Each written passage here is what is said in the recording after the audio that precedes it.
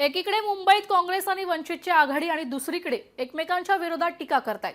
वंचितचे नेते प्रकाश आंबेडकर यांनी काँग्रेसवर अकोल्यातील जाहीर सभेत मिश्किल टीका केली आहे। काँग्रेस छोटी मोठी चोरी करत असून ते भुरटे चोर आहेत, तर भाजप डाकू आहे, असं प्रकाश आंबेडकर म्हणाले।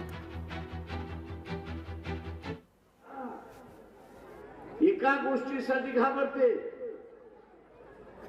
की आपल्या हातातून सत्ता गेली तर आपल्याला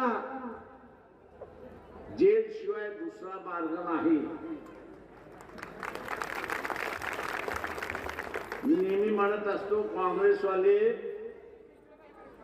भुरटे चोर आहेत, पण हे बीजेपी वाले डाकू आहेत एवढं लक्षात। नाही तर भाजप डाकू आहे, काँग्रेस भुरटा चोर आहे, तर प्रकाश आंबेडकरांना काँग्रेस बरोबर मुंबई महानगरपालिकेमध्ये भुरट्या चोराबरोबर आघाडी जी केली ते माहीत नव्हतं काय। अनेक ठिकाणी आघाडी झाली वंचितची, आणि राहिला भुरटा चोर कोण आहे, जेबकतरा कोण आहे, लुटेरा कोण आहे, डाकू कोण आहे, आणि कोण कोणाशी हातमिळवणी करतो आहे, हे काही आम्हाला बोलायची गरज नाही। जनता तो निर्णय घेईल कोण कोणाला काय ठरवायचं आहे।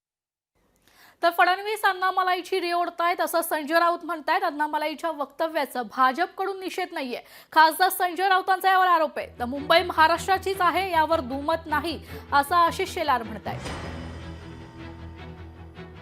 बॉम्बे म्हणतो एकतर भाजपचा अजून एक आमदार काय तामिळ सेल्वन, तो त्या अण्णामलाईची री ओढतो आणि बॉम्बे म्हणतो।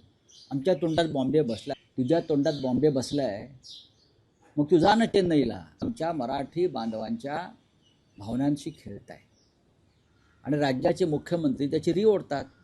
भाजपच्या आमदार तामिळ सेल्वन त्याची री ओढतात, हे चुकीचं आहे। निषेध केला का एका तरी भाजपच्या माणसानं? मला वाटतं या बाबतीमध्ये देवेंद्रजींनी स्पष्टता दिली आहे। या विधानाला फार महत्त्व देण्याची आज आवश्यकताच नाही, आणि ते काही राष्ट्रीय नेते नाहीत, आणि ते काय बोलले यावर इलेक्शन कमिशन आपलं काम करेल। मुंबई मराठी माणसाचीच, मुंबई महाराष्ट्राची, याबद्दल दुमत असण्याचं कारण नाही। लोकशाही मराठी ऐका, पहा, जागरूक रहा।